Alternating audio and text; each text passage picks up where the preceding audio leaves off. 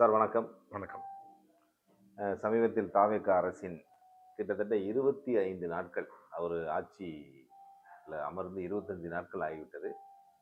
நீங்கள் ஒரு அரசியல் தலைவராக, அரசியல் அரசியலை நீங்கள் உன்னிப்பாக கவனிப்பவராக, தாவேக அரசின் இந்த 25 நாட்களுக்கான வேலை திட்டமும் அவருடைய ஆட்சியும் எப்படி இருக்கிறது என்று நீ நினைக்கிறீங்க? அதாவது திரு விஜய் அவர்கள் அரசியலுக்கு புதியவர். தமிழ்நாட்டுக்கு நல்ல பழக்கமானவர். தமிழக மக்களுக்கு அவருக்கு தமிழகத்தினுடைய அரசியல் போக்கு சின்ன வயசுலேருந்து அவர் பார்த்துட்டு இருக்காரு. அவருக்கு தெரியும். ஏன்னா ஒட்டுமொத்த தமிழகத்தில் ஆஃப்டர் காமராஜர் அவருக்கு பின்னாடி பார்த்தீங்கன்னாக்கா ஒரு சினிமா துறை தான் பேக்கப்பாக இருந்து கம்ப்ளீட்டாகவே இன்னைக்கு வரைக்கும் அது வந்து தமிழ்நாட்டுடைய அரசியலை நிர்ணயிச்சிட்டு இருக்கு. அது மறுக்க முடியாத ஒரு உண்மை. அப்படிங்கனால எம்ஜிஆர் பார்த்தீங்கன்னாக்கா ஏற்கனவே அரசியலில் அறிஞர் அண்ணா கலைஞர்களோட பயணிச்சு அதுக்கடுத்து அவங்களுடைய அரசியல் சரியில்லாதம போனனாலையும் அது பிடிக்காம போனாலும் புதுசாக வந்தார். அடுத்து அவங்க கூடயே ட்ராவல் பண்ணவங்க ஜெயலலிதா. அவங்களும் அந்த அரசியல் அனுபவம் இருக்கு.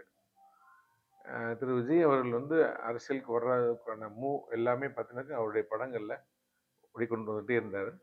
கடைசியில் பார்த்தீங்கன்னாக்கா அதை ரியாலிட்டியாகவும் பண்ணி காட்டிட்டார். மக்கள் யோசிச்சிட்டாங்க. ஆமாம், அந்த விஷயத்தில் பார்த்தீங்கன்னாக்கா அவங்க புதுசாக வந்துட்டாங்க. ஒரு சட்டசபையில் உட்காந்துருக்கும் போது பார்த்தீங்கன்னாக்கா எல்லாரும் பேசும்போது திருப்பி திருப்பி பதில் சொல்லிட்டு இருக்கல, அவர் உன்னிப்பாக கவனிச்சுட்டு தான் இருக்கார். அவர் ஒரு மெச்சூரிட்டியாக அப்படி உட்காந்துருக்கிறத பார்க்கும்போது பார்த்தாக்கா ரொம்ப மெச்சூரிட்டியாக என்ன பேசுகிறாங்க, இது என்ன பேசலாம், இது இப்போ பேசலாமா இந்த பிறகு பேசலாமாங்கிற ஒரு ஒரு கவனத்தோடு தான் அவருடைய பார்வை இருக்கு. அப்படின்னால இந்த 30 நாள் 35 நாள் இல்லை 40 நாள் என்ன செய்ய முடியாதுனாக்கா ஒரு ஆட்சி அப்படி இருக்கா அப்படி இருக்கான்னு சொல்லிட முடியாது.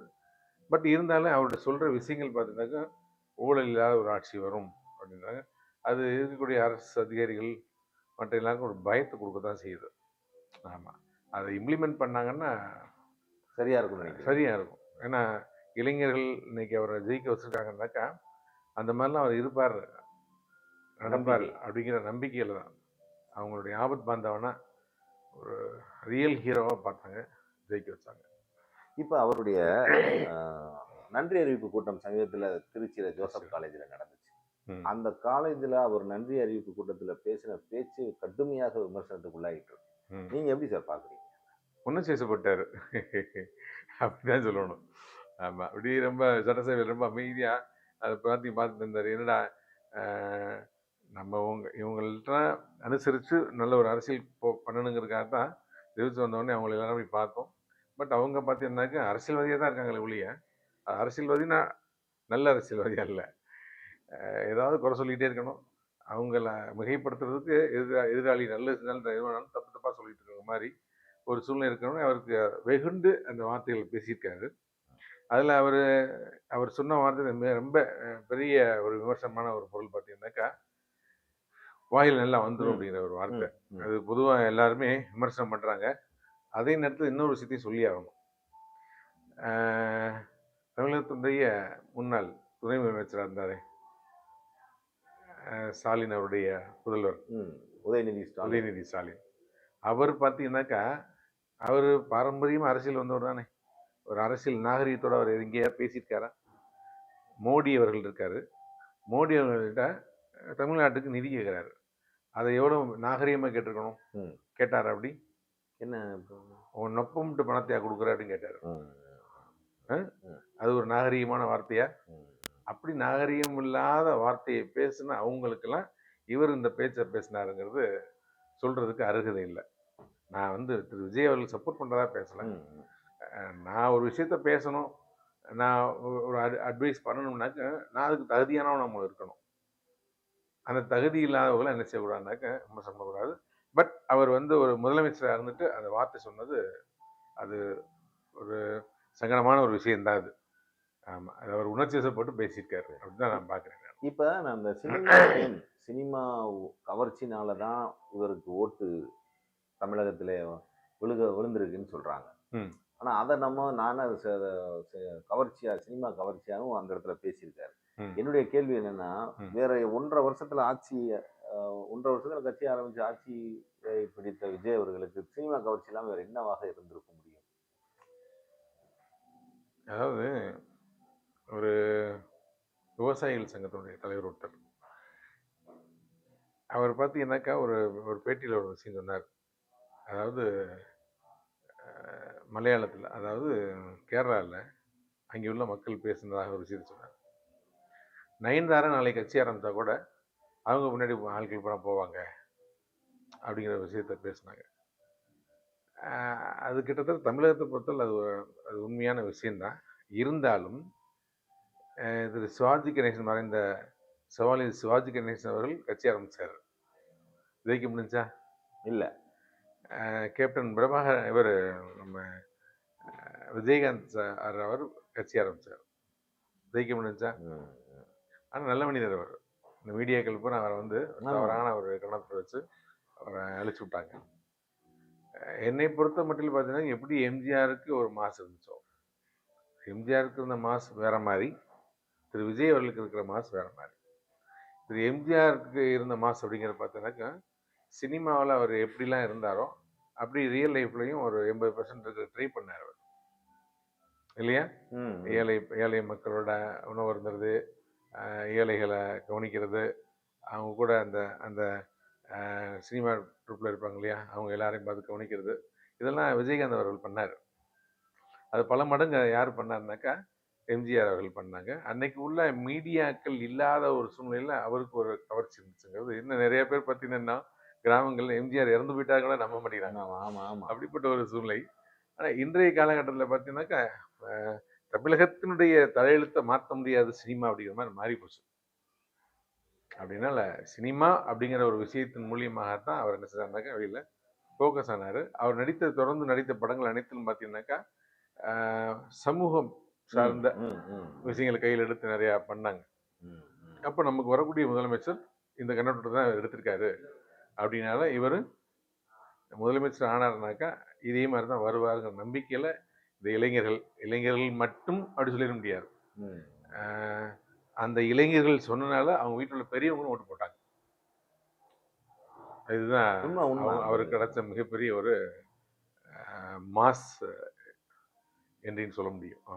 இப்ப இவருடைய வெற்றிக்கு பிறகு தமிழக அரசியல்ல பெரிய மாற்றம் வந்துட்டதாக நம்பப்படுது. குறிப்பா பாத்தீங்கன்னா மத அரசியலை நாங்க ஒழிச்சிட்டோம், சாதியை அரசியலை ஒழிச்சிட்டேன், ஓட்டுக்கு காசு வாங்குற கல்ச்சரையும் நான் அழிச்சிட்டேன் அப்படின்னு விஜய் அவர்களே சொல்றாரு.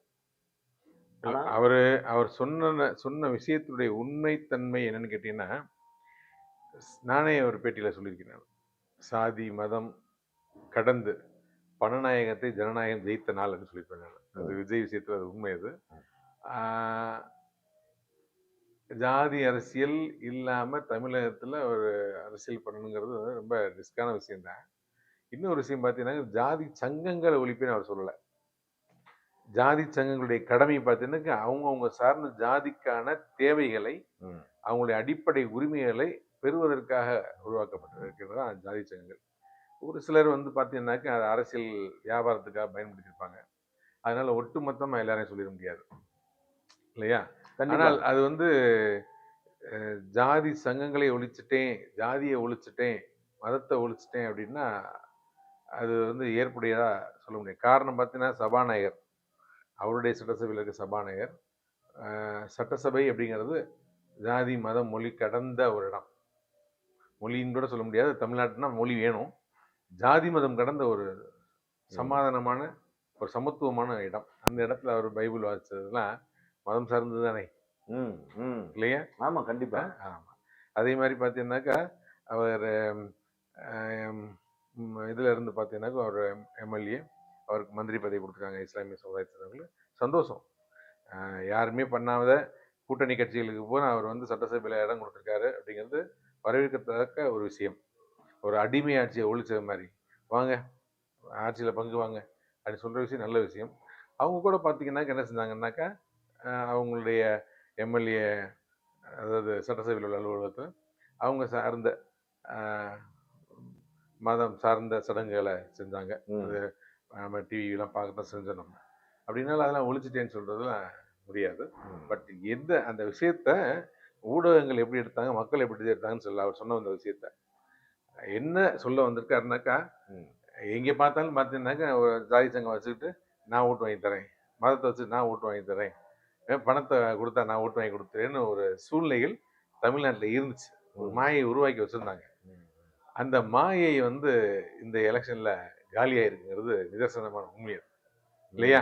ஆமா, கண்டிப்பா. ஏன்னா அதிமுக திமுக எல்லாம் எனக்கு தெரிஞ்சு எத்தனை பேர் பார்த்தீங்கன்னாக்கா ஜாதி சங்கங்களை உள்ள கூட கூட்டிட்டு இருந்தாங்க.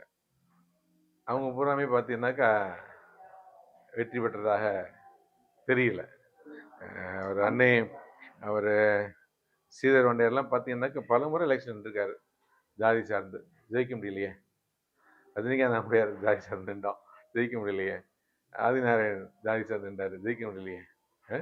ஒரு ஜாதி போட்டு தான் எல்லாரும் ஜெயிக்க முடியும்னாக்க முடியவே முடியாதுங்க.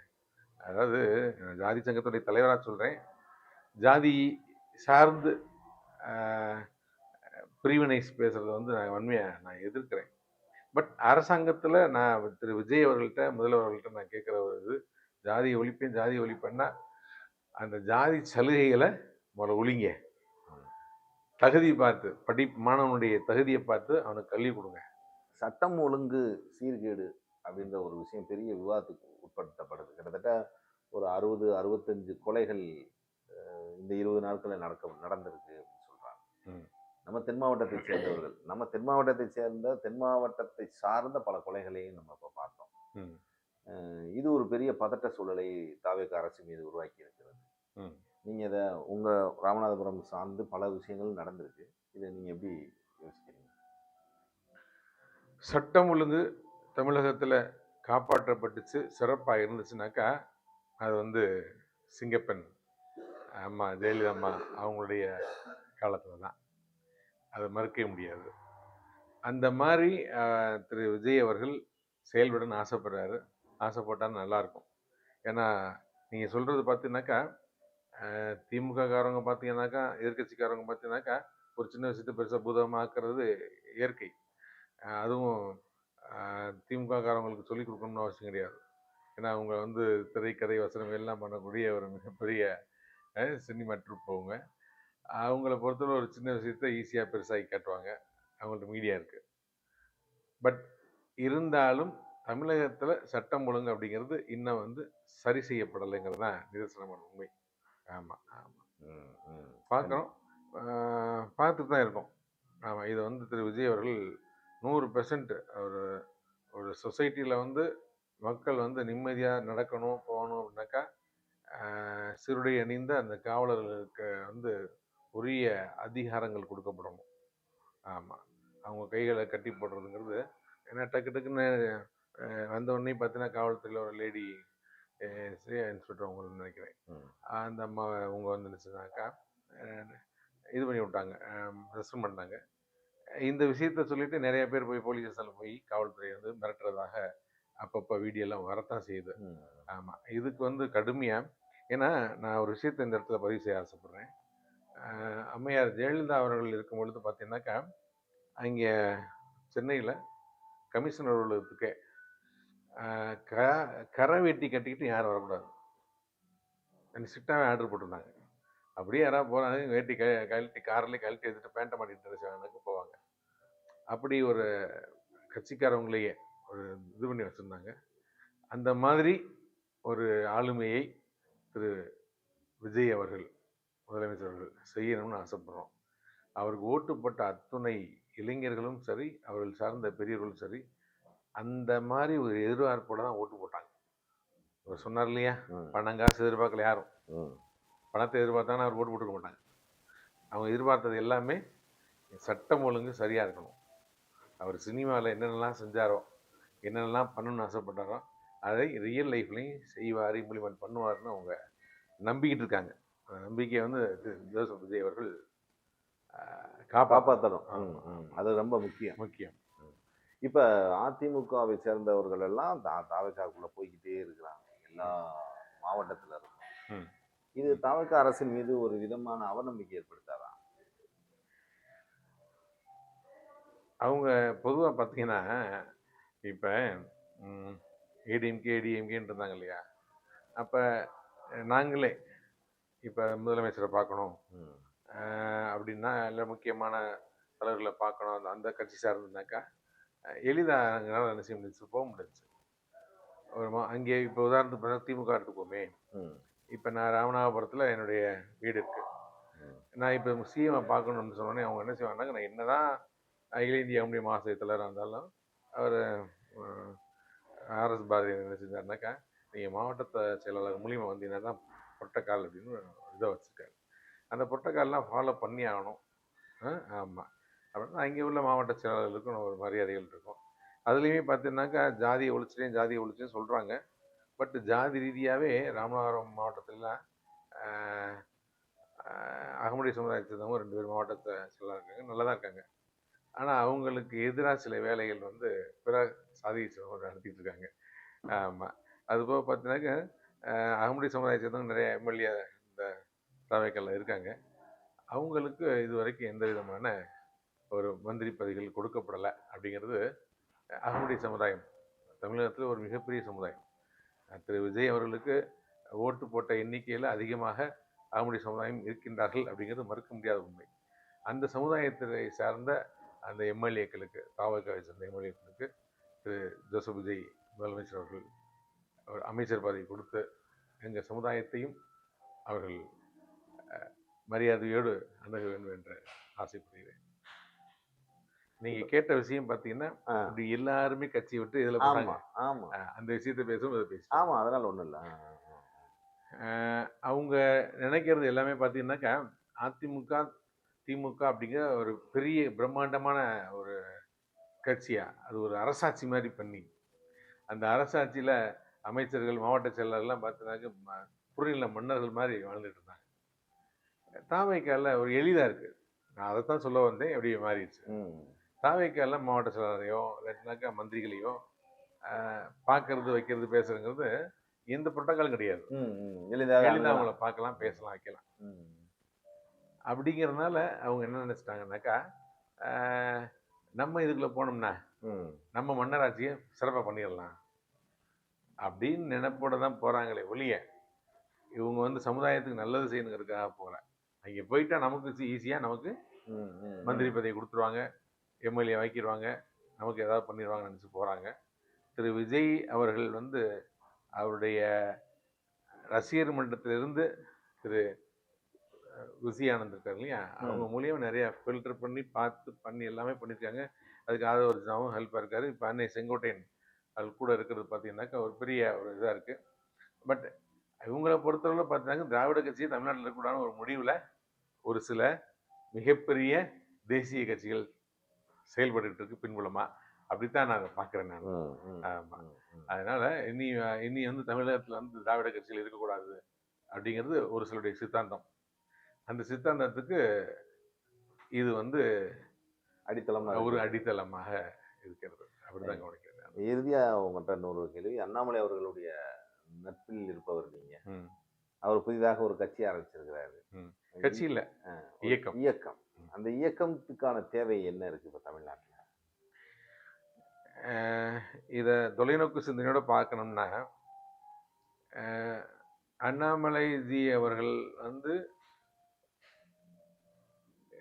தமிழகத்தினுடைய ஒட்டுமொத்த இளைஞர்களுடைய ஒரு நாயகனா, இந்த சினிமா பின்புலம் கிடையாது அவர்கிட்ட, எந்த பின்புலம் கிடையாது. திடீர்னு பாஜகவில் அவரை அறிவிச்சாங்க. அவர் அவருடைய சொந்த முயற்சியால், அவருடைய ஐஏஎஸ் அப்படிங்கிற அறிவு திறமையினால அவர் அதை டெவலப் பண்ணி தைரியமாக தமிழகத்தில் நடக்கக்கூடிய அத்தனை பிரச்சனையும் தைரியமாக எடுத்து பேச ஆரம்பித்தார். நேர்மையாகவும் பேச ஆரம்பித்தார். இந்த விஷயத்தில் இளைஞர்கள் பூரா அவங்க கூட இருந்தாங்க. இப்போ திரு ஜோசப் விஜய் அவர்கள் முதலமைச்சர் ஆகிறதுக்கு அந்த இளைஞர்கள் 100% காரணமாக, இளைஞர்கள், இளம் பிள்ளைகள் இவங்கெல்லாம் காரணமாக இருந்தால், அதாவது ஓட்டு போட தகுதி இல்லாதவங்க கூட பிள்ளைங்க கூட என்ன செஞ்சாங்க, தாத்தா பாட்டிகிட்ட அப்பா அம்மா கிட்ட சண்டை போட்டு எங்களுக்கு விசில் கொடுங்கன்னு சொல்கிற அளவுக்கு ஒரு இது உருவாகிடுச்சு. இந்த விஷயத்தில் திரு அண்ணாமலைஜி அவர்கள் நம்ம இந்த இயக்கம் ஆரம்பிக்கும் பொழுது இந்த இளைஞர்கள் எப்படி வர்றாங்க, அதாவது அறிவு சார்ந்து வர்றாங்களா, வெறும் சினிமா சார்ந்து போகிறாங்களா? அறிவு சார்ந்த சமுதாயம் தான் என்ன செய்யும், சொசைட்டிக்கு முக்கியமானது அப்படின்னு பிளான் பண்ணியிருக்கலாம். இல்லை பிஜேபியே செஞ்சு, பிஜேபின்னு சொல்லக்கூடாதுன்னு தேசிய கட்சிகளே என்ன செஞ்சுக்கலாம் வர ரைட். தமிழகத்தில் அடுத்து ஒரு இப்படி திமுக அதிமுக இருந்துச்சோ அதே மாதிரி தமிழகத்தில் விஜய் விசஸ் அண்ணாமலை அப்படிங்கிற ஒரு சூழ்நிலை ஃபியூச்சரில் வரும். சிவாஜி கணேசன், அடுத்து பார்த்தீங்கன்னாக்கா இவர் எம்ஜிஆர், அடுத்து கமலஹாசன், ரஜினிகாந்த், அடுத்து அஜித், விஜய், அப்படி மாதிரி அரசியலில் அண்ணாமலை விஜய் அப்படிங்கிற ஒரு சூழ்நிலை தமிழகத்தில் வருவதற்கான சாத்தியக்கூறுக்கான ஒரு முன்னோட்டம் தான் அந்த இயக்கம் ER லீடர்ஸ் அப்படிங்கிறது. இது வந்து மதம் சார்ந்தது, பிஜேபி பி டீம்ன்ற மாதிரியான விமர்சனங்கள்லாம் வருது. மதம் சார்ந்ததுனாக்கா நீங்க சொல்ற அத்தனை விமர்சனங்களும் பார்த்தீங்கன்னாக்கா இந்த திராவிட கட்சிகள் தான் சொல்லுமே ஒழிய, திராவிட கட்சிகளும் திராவிட கட்சியினுடைய தோழமைகளும் இன்னைக்கு அந்த திராவிட கட்சியினுடைய தோழமைகள் முழுவதும் பார்த்தீங்கன்னாக்கா எங்கே போயிடுச்சு சரிதா, திரு விஜய் அவர்கள் உன்னை வந்து ஓட்டு வாங்குறதுக்கும் உன்னை வந்து ஓட்டு வாங்குற மிஷினாக தான் வச்சுருந்தாங்களே ஒழிய உங்களுக்கான அங்கீகாரத்தை கொடுக்கலடா, உங்களை பிச்சைக்கார மாதிரி தான் பயன்படுத்துனாங்க அந்த யாரை கூட்டணி கட்சியில், ஆனால் நான் உங்களை எனக்கு சமமாக நடத்துகிறேன்னு சொல்லிட்டு எல்லாருக்கும் மந்திரி பதவி கொடுத்துருக்காரு. ஸோ அந்த சூழ்நிலையில் நம்ம பார்க்கும்போது பார்த்தீங்கன்னாக்கா திரு அண்ணாமலை அவர்கள், திரு ஜோசப் விஜய் அவர்கள், இவங்க 2 பேரும் பார்த்தீங்கன்னாக்கா இன் ஃபியூச்சரில் ஒரு மிகப்பெரிய ஒரு போட்டியாக தமிழகத்தில் வருவதற்கான சாத்தியம் இருக்கு. ஆமாம். இறுதியாக உங்களிடம் என்னன்னா, மருதுபாண்டியர்களுக்கான தேசிய கௌரவத்தை இந்த அரசு செய்யும் நீங்க எதிர்பார்க்குறீங்களா? ஆமாம், அவங்க ஃபஸ்ட்டு போட்ட அந்த மாநாட்டு மேடையெல்லாம் பார்த்தீங்கன்னாக்கா சிவகங்கை சீமைனாக்கா வேலுநாச்சியார், அப்புறம் பார்த்தீங்கன்னாக்கா அநேக தேசிய தலைவர்களுடைய புகைப்படங்கள் அவங்களுடைய மாநாட்டு மந்தெல்லாம் இருந்துச்சு. பட் மாமன்னர் மருதுபாண்டியர்களுடைய புகைப்படத்தை அவங்க வந்து வைக்க மறந்துட்டாங்களா அப்படின்னாக்கா, அன்னையிலேருந்து இன்னைக்கு வரைக்கும் பார்த்தீங்கன்னாக்க அகமுடைய சமுதாயம் ஒரு ஒற்றை புள்ளியில் ஒருங்கிணைக்கணும்னு ஆசைப்பட்டுட்டு நம்ம இருக்கோம். இந்த அகமுடைய சமுதாய தலைவர்கள் எல்லாரும் பார்த்தீங்கன்னாக்க சண்டை போடுறது பூரா பார்த்தீங்கன்னாக்க வெளியிலாம் கிடையாது, அவங்களுக்குள்ளேயே. அப்போ அவங்களுக்குள்ளேயே சண்டையை போட்டுட்டு இருந்தாங்கன்னா அந்த ஒற்றுமைங்கிறது எங்கே வரும்? அப்போ மருதுபாண்டியரை பற்றி பேசுறதுக்கு நான் ஒன்று சொன்னேன்னாக்க நீங்கள் ஒன்று சொல்கிறது, அவரும் ஒன்று சொல்கிறது, மாற்றி மாற்றி இப்படி பேச ஆரம்பிச்சாங்கனாக்கா ஒரு புரிதல் நான், அதனாலேயே அது ஒரு சர்ச்சையாயிருதோ அப்படின்னு பயந்துக்கிட்டு அரசியல் தலைவர்கள்லாம் மருதுபாண்டியரை பற்றி பேசுறத குறைக்கிறாங்க. இன்னொன்று பார்த்தீங்கன்னாக்கா சிவகங்கை அப்படின்னாக்கா மாமன்னர் மருதுபாண்டியர்கள் இல்லாமல் சிவகங்கைக்கு வரலாறு கிடையாது.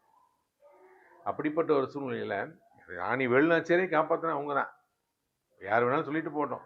ராணி வேலுநாச்சியார் மாமன்னர் மருதுபாண்டியருக்கு மன்னராக முடிசூட்டினாங்க, சந்தோஷம். அவங்க தான் அவங்களுக்கு என்ன செஞ்சாங்க, மன்னராக முடிசூட்டினாங்க. மன்னராக தெருவில் போகிறேன் வரங்க முடிச்சுட முடியுமா? இல்லை என் அண்ணன் தம்பினே அது எனக்கு சொந்தக்காரன், எனக்கு பிடிச்சவன், எனக்கு ரொம்ப அன்பானவன் அப்படின்னு அவங்களாம் ஒரு நாட்டை பற்றி கொடுக்க முடியுமா? அப்போ நாட்டை காப்பாற்றக்கூடிய ஒரு தகுதியோடையும் மருதுபாண்டியர்கள் அப்படின்னாலும் வேலுநாச்சியார் கொடுத்தாங்க. வேலுநாச்சியார் அவங்களுக்கு அந்த நாட்டினுடைய தளபதியாக இருந்தவங்கள மன்னராக்கின பின்னாடி தான் சிவகங்கையினுடைய வரலாறு இன்னைக்கு உலகளாவிய ஒரு வரலாற்றில் அது ஒரு வரலாறு. இது திட்டமிட்டு ஒரு சிலரால் மறைக்கப்படுது. ஒரு சிலர் அந்த பச்சையாக பேசுறதுக்கு நான் தயாராக இருக்கேன். மாமன்னர் மருதுபாண்டியர்கள் வெள்ளைக்காரனை எதிர்த்து சண்டை போட்டாங்க. வெள்ளைக்காரனுக்கு கொல்லப்புறமா சப்போர்ட் பண்ணி மருதுபாண்டியெல்லாம் காட்டி கொடுத்து வரைநிலை ஏறினாங்க. அந்த அந்த அந்த கும்பல் தான் இன்னைக்கு வரைக்கும் என்ன செய்யுதுனாக்கா சிவகங்கை மன்னராக சிவகங்கையுடைய சமாசனத்தினுடைய வாரிசுகளாக வாழ்ந்துட்டு இருக்காங்க. அப்போ மருதுபாண்டியருடைய மன்னர் அப்படிங்கிற விஷயத்தையும் மருதுபாண்டிய தியாகத்தையும் இவர்களாக என்ன செய்கிறாங்கன்னாக்க குறைச்சி இது பண்ணுறாங்க. பட் இந்த விஷயத்த திரு ஜோசப் விஜய் அவருடைய தகப்பனார் அவரை நேரடியாக நானும் தம்பி நம்மளுடைய முன்னாள் பொதுச் செயலாளர் இருந்தார் ராமலிங்க நாகமுடியார் 2 பேரும் சந்தித்து இது சம்மந்தமாக அவங்க அப்பா கிட்ட பேசி இது சார்ந்த தரவுகளையும் அவங்க கிட்ட கொடுப்போம். அதன் பிறகு திரு ஜோசப் விஜய் முதல்வர்கள் அடுத்த மேடைகள் பேசும்பொழுது மாமன்னர் மருதுபாண்டியருடைய வீரத்தை பேசினாங்க. ஏன்னா அது சாதாரணமான ஒரு வீரம் கிடையாது. அதை வீரன்னு அசால்ட்டா சொல்லிட்டு போயிட முடியாது. மிகப்பெரிய தியாகம் அது. 72 பாளையத்துல உள்ள மன்னரை பார்த்து, வாடா நீ எல்லாம் வெள்ளைக்காரன் இழந்த நாட்டை நான் உனக்கு மீட்டு தரேன்டா அப்படின்னு சொல்லி, நான் உங்களுக்கு மன்னரா இல்லடா, நான் உங்களுக்கு ஊழியனா இருக்கேன்டா அப்படின்னு அவளை எளிமையா பேசி வெள்ளைக்காரனை ஓட ஓட விரட்டினவங்க. இந்திய சுதந்திர போராட்டத்திலேயே இல்லாத ஒரு விஷயம். வெள்ளைக்காரன் பார்த்து பயந்தான்னாக்க அவனை மருதுபாண்டியன் மட்டும்தான். அதனாலதான் அவங்களுடைய வாரிசுகள், குழந்தைய முகணும் நாளைக்கு நமக்கு எதிராக வந்து கோவம். அந்த படுகொலையும் பார்த்தீங்கன்னாக்கா ஜாலியன் வாலாபாக் படுகொலையோட மிகப்பெரிய படுகொலை. அந்த படுகொலையும் மறைக்கப்பட்டுருச்சு. இது தமிழ்நாடு ஆரம்பத்திலிருந்தே பார்த்தீங்கன்னாக்க வடநாட்டினுடைய ஆதிக்கத்திலே இருந்ததுனால தமிழர்களுடைய வரலாறு மறைக்கப்பட்டு விட்டது. தமிழுடைய வரலாறையும் பார்த்தீங்கன்னாக்க தெலுங்கர்களால் திட்டமிட்டு மறைக்கப்பட்டு விட்டது. இதுதான் உண்மை. தமிழ் மூச்சுன்னு சொல்ல போறீங்க. அத்தனை பேருமே பார்த்தீங்கன்னாக்க தமிழ்நாட்டை ஆண்டவங்கெல்லாம் தெலுங்கர்கள் தான். இன்னைக்கு திரு ஜோசப் விஜய் அவர்கள் தமிழர் அப்படிங்கிற விஷயத்துல அவருக்கு நம்ம என்ன செய்யணும்? மிக பாராட்டு, நன்றி, வணக்கம், வாழ்த்துக்கள் சொல்லணும். நம்ம அந்த திரு ஜோசப் விஜய் அவர்கள் தமிழனாக மாமன்னர் மருதுபாண்டியனுடைய மாபெரும் தியாகத்தை வரும் காலங்களில் போற்றி புகழ வேண்டும் என்று இந்த பேட்டியின் வாயிலாக அகில இந்திய அகமுடைய மகாசபையின் நிறுவனத்தினராக ரஜினிகாந்த் அமுடைய நான் கேட்டுக்கொள்கின்றேன். நன்றி. வளர்க மருதுபுகழ், வளர்க அகமுடைய சமுதாய ஒற்றுமை.